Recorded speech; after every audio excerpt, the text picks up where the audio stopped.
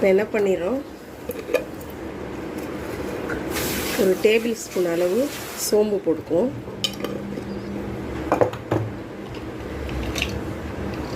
இது வந்து நாட்டு பூண்டு, அதனால் ஒரு 10 பல் பூண்டு தோலோடே நல்லா அலசிட்டு போட்டுக்கலாம்.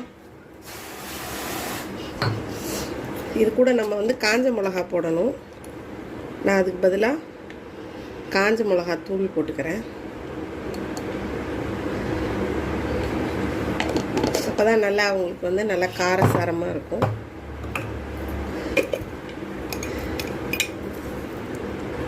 ஒரு 1/2 ஸ்பூன் சீரகம் போட்டுக்குவோம்.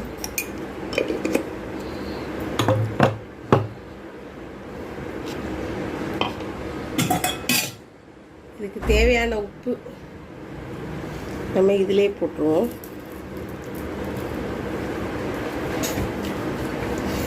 இதை